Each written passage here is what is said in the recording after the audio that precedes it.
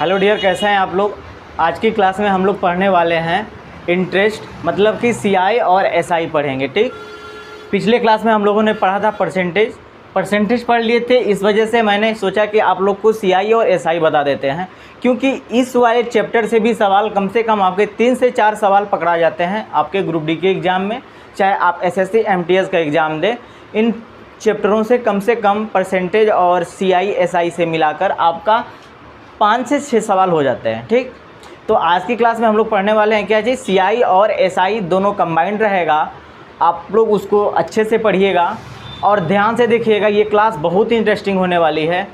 और आप लोग का एग्ज़ाम में जब बैठेंगे ना तो लगेगा कि हाँ, हमने सवाल पढ़ा था और इस टाइप के सारे सवाल हमने बनाया था जो एग्ज़ाम में आने वाले हैं।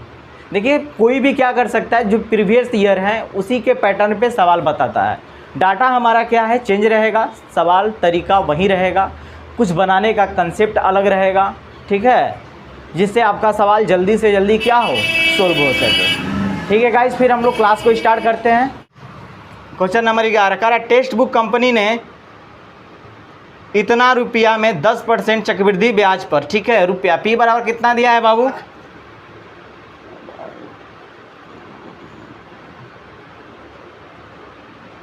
10,000 20,000 दिया गया। कितना दिया, टेक्स्ट बुक कंपनी ने 20,000 रुपया 10%, आर बराबर कितना दिया है तो 10% के दर पर 3 ईयर के लिए, मतलब कि एन बराबर कितना दिया है तो 3 ईयर दिया है। ठीक, के लिए योजना में निवेश किया।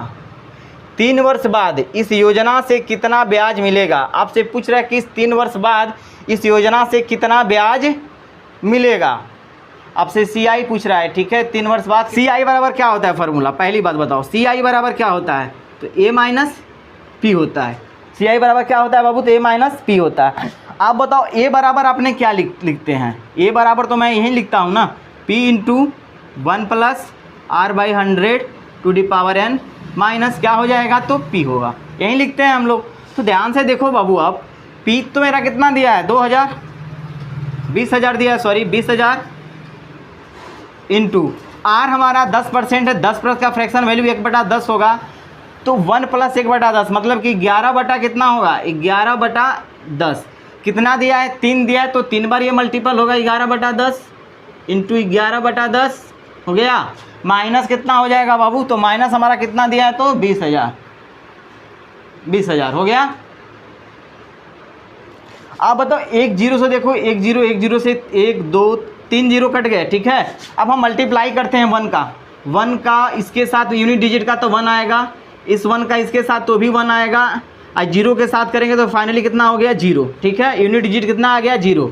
अब दूसरा डिजिट का करते हैं तो 10 डिजिट का, दहाई अंक का, तो 1 में 1 का तो 1, फिर 1 में 1 का तो 1, और 2 में करेंगे तो कितना आ जाएगा, मतलब इसका यूनिट डिजिट 0 होगा और दहाई अंक कितना होगा 2 होगा। तो आप बताओ इसका अगर हम 2 अंक लेते हैं तो 0 इंटू 0 घटाने पर फाइनली हमारा 20 आना चाहिए। कहाँ, यूनिट डिजिट पे 0 आना चाहिए और दहाई स्थान पे क्या आना चाहिए 2 आना चाहिए। तो ऑप्शन नंबर इसका हम चेक करते हैं। क्वेश्चन नंबर 11 का ऑप्शन नंबर देखिए बाबू, पहला ऑप्शन आपका दिया है जो 6620, दूसरा ऑप्शन देखिए बाबू दिया है 3310, तीसरा ऑप्शन देखिए 660000, चौथा ऑप्शन देखिए 6000। आप बताइए किसके यूनिट डिजिट पे 0 है और 10 डिजिट पे कितना है 2 है, तो सिर्फ पहला ऑप्शन में ही है और बाकी किसी ऑप्शन में नहीं है, इसलिए ऑप्शन नंबर पहला हमारा क्या हो जाएगा, सही आंसर हो जाएगा। नोट कर लीजिए, कैलकुलेशन से बचने के लिए यूनिट डिजिट और 10 डिजिट का हम क्या करेंगे, यूज कर लेंगे। ठीक है गाइस, आज की क्लास यहीं तक रखते हैं। अगर वीडियो आपको वाकई में अच्छा लगता है तो प्लीज़ इसे लाइक शेयर सब्सक्राइब करें, और आप लोग इंतजाम से जितने भी सवाल चैप्टर बताया जा रहा है प्रैक्टिस सेट में वो सब आप करके जाएं। एग्ज़ाम में आपका इससे बाहर एक भी सवाल नहीं होगा, और पूरे के पूरे सवाल आप क्या करेंगे, ग्रुप डी रेलवे में बैठे चाहे एसएस एमटीएस में बैठे, सभी के सभी सवाल आपके सोल्व हो जाएंगे। ठीक है guys, thank you, bye bye, take care.